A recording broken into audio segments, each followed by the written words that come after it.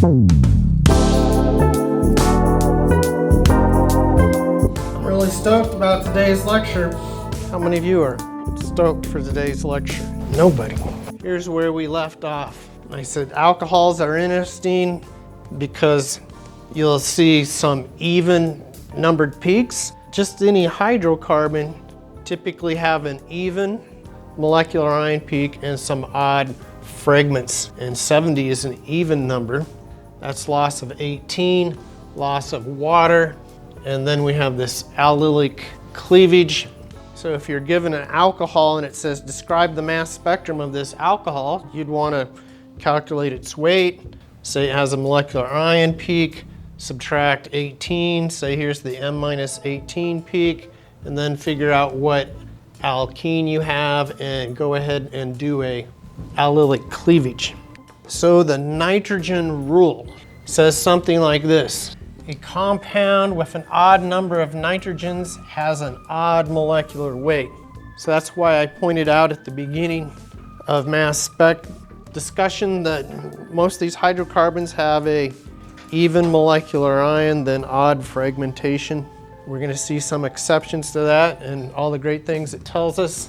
So not too much to say here. It says amines undergo alpha cleavage. That means this carbon here generating alkyl radicals in a resonance stabilized nitrogen containing cation. That double bond those unshared pair electrons can form this double bond, delocalize the charge.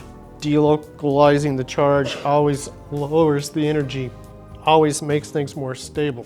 So the nitrogen rule might have a part B. If this was the part A, the part B says a compound with an even number of nitrogens will have a even molecular ion peak. Is 0 an odd or even number?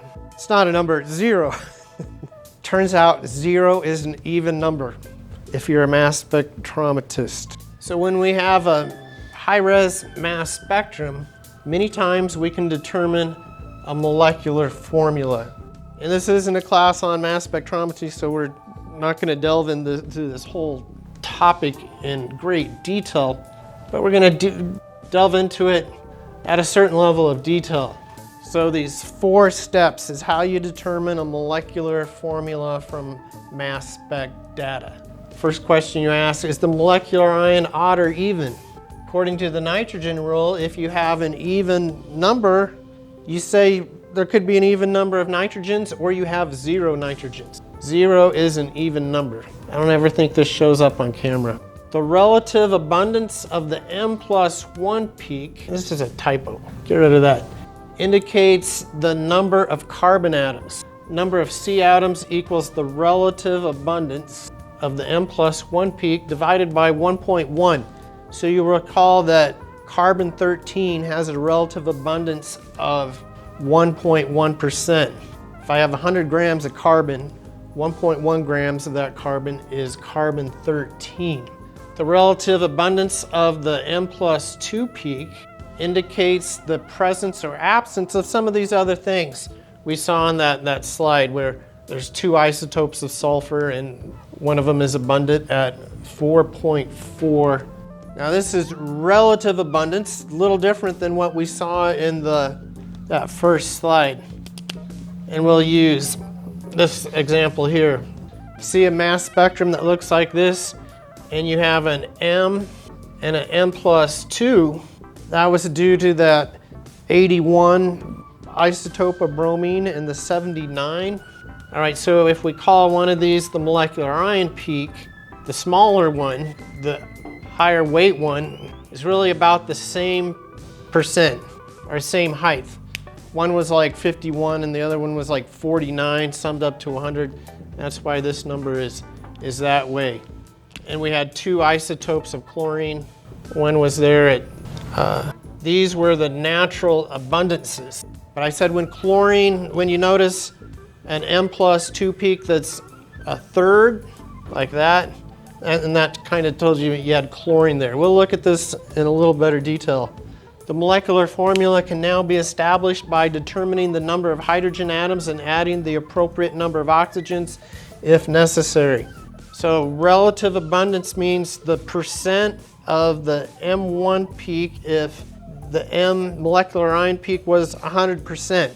The peak that's there at 100%, what do we normally call it? The base peak, right.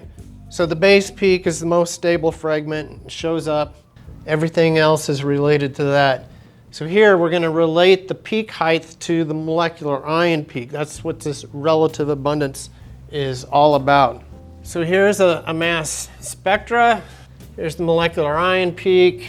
Here's the base peak. What is a reasonable molecular formula and structure for this mass spectrum? All right, so fortunately I have a table here, and I look here, and this looks like my M+1 peak.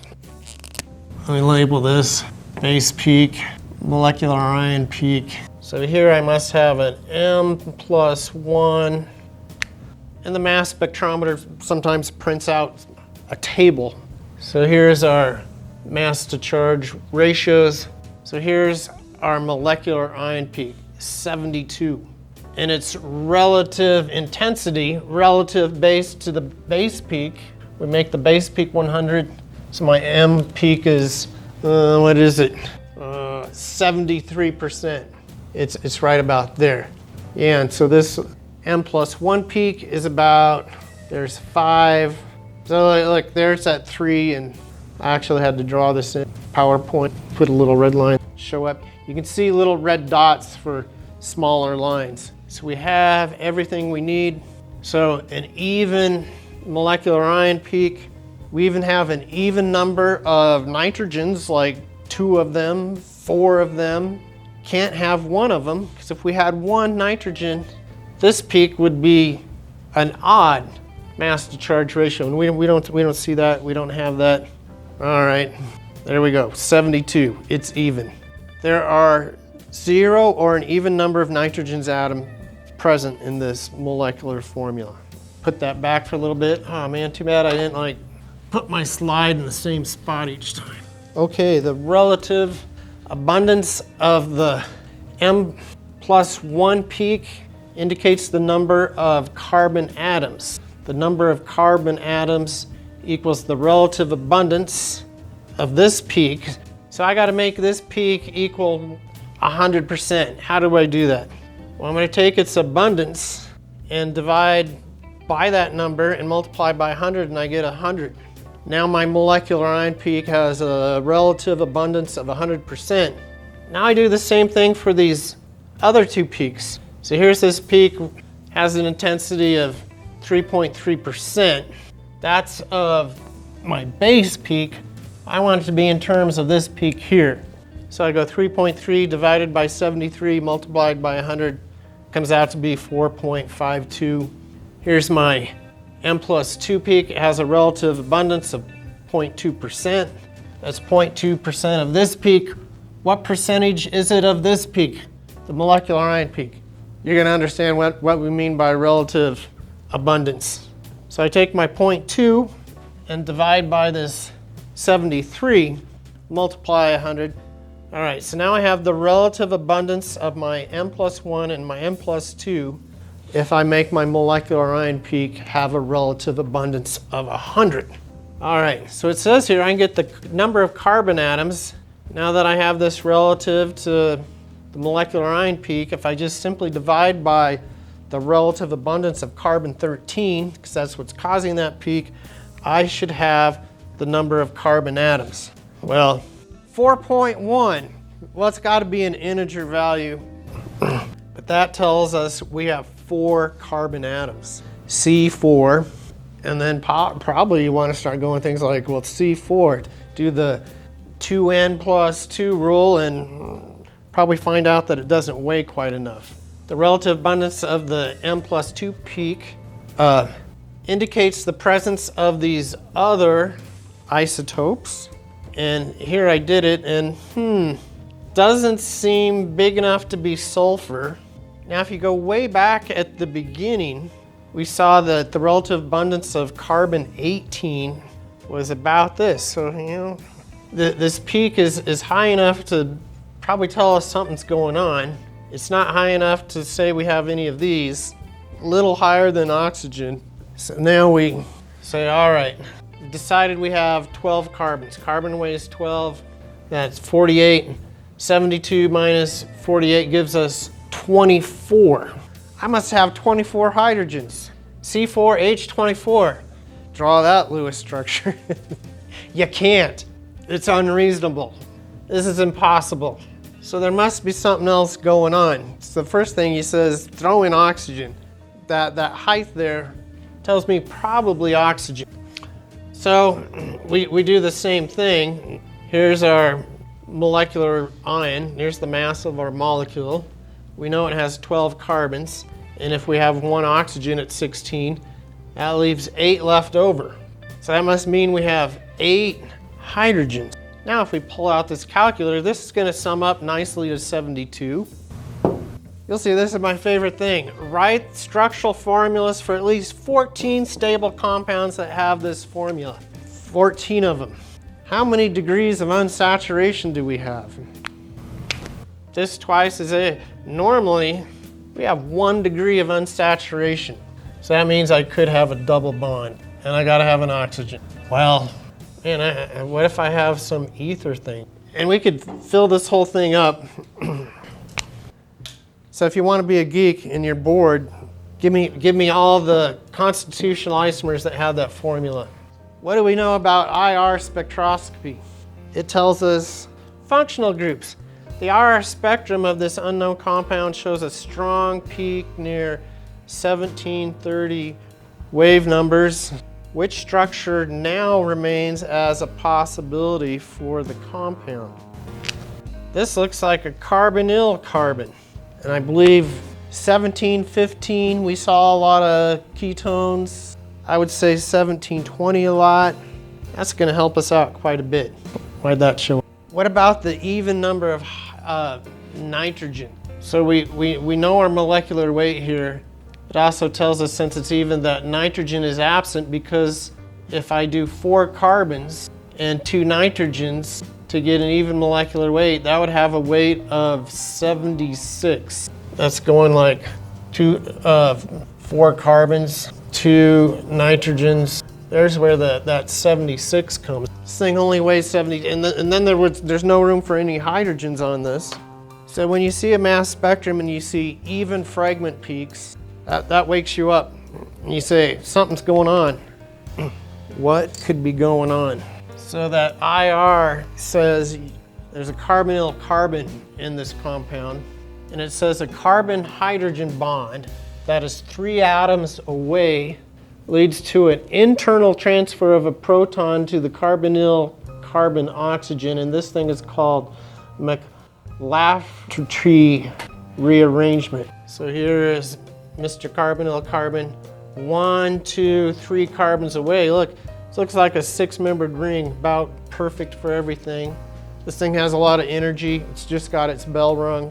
We threw an electron so hard at it, the 2 came out. That's why it has the charge. So these electrons can jump up here, these jump down here, and that puts the hydrogen there, forms a double bond there, breaks that bond, and we get these fragments. Here's our molecular ion. Alpha cleavage is where one of those breaks, and then we get this resonance stabilized cation. So this gets detected, and this gets detected. So let's go back and look at this. There's my M+2 peak. So I'm looking through here, and look, here's a 28, here's a 42. We just saw that most hydrocarbons have an even molecular ion peak and all the fragments were odd. And I just told you a few seconds ago, when you see even fragment peaks, get excited. Those are clues. We're solving a mystery. So here's a 4-carbon chain, 1, 2, 3, 4. This looks like that aldehyde. Notice Al instead of Ol. If this undergoes a McLafferty rearrangement, we're going to form these 2 species. 44. That's this one right there. That is the base peak, no doubt. That ought to stick out like a brass band at a funeral. So that's what's going on there. Now, to a lesser extent, this thing can happen, and this could be our radical cation, and this could be the radical that doesn't get detected. 28. And at our 28, 15%, 5, 10, 15, right here at 28. That is a little bit of that forming when it forms the other way. When this gets the radical cation, this gets the radical and isn't detected. But this thing here is that peak here. So here was a spectrum. Knowing the weight of the molecule gave us some clues. Looking at using these isotopes of carbon-13 told us 4 carbons. This told us probably oxygen. When we summed up any possibilities of atoms, we had to use oxygen. Then of course the IR, this 17, told us we had that. And this base peak, an even numbered base peak, that nails this thing. So all aldehydes are gonna have this probably 44 as a base peak if the aldehyde's long enough. Butanol, pentanol, hexanol, pentanol, octanol, nonanol, decanol, all those are gonna give you this thing there. So at the beginning of this chapter, we saw what we might call a magnetic sector machine, where the ions are sorted by mass using magnetic fields and electric fields. For large molecular weight things, there's this technique called time of flight, where it's like a big evacuated tube. You ionize your sample, you accelerate it with a known potential energy, like a known voltage between 2 plates, and then you measure the time it takes for these ions to fly down the tube, and all that neat physics stuff with energy and velocity. And so all the short mass get there first. They win the race. The larger masses take longer because you impart the same energy. Heavier ones move slower. So that's just one way to detect some of those things. So I said the electron ionization, the EI, is fairly harsh. And that's sometimes good because it gives us fragments, and we figure out by looking at the pieces, we figure out what the parent molecular ion was, and that's the whole thing we want to do. So ionization techniques that aren't going to break your molecule up so much, one of them is called electrospray, and this is good if your sample is in liquid like serum or liquid chromatography. It passes through a little needle held at a high voltage when it goes into that high vacuum situation and develops a charge. So I told you chemists like a lot of acronyms. MALDI stands for Matrix Assisted Laser Desorption Ionization. You put your sample in typically some type of dye that really absorbs a certain frequency of laser light, and you zap it with a laser, and that puts everything into the gas phase and develops a charge. So here we have a protein, chicken egg white lysosome, 28.6 kilodaltons. Now that's a heavy molecule, and here might be some fragments. So it turns out, how many of you know what a peptide is? You're in biochemistry right now, right? Yeah, a protein, all those amino acids strung together in a chain. The sequence can be sequenced inside a mass spectrometer by realizing all those amino acids fall off, and you'll get a bunch of peaks. You'll get like 2 sets of peaks. One, you can think of the amino acids falling off from one end of the chain, the other set of peaks, amino acids falling off from the other side of the chain. And fortunately, with computer software, it can figure out what's going on and sequence your protein.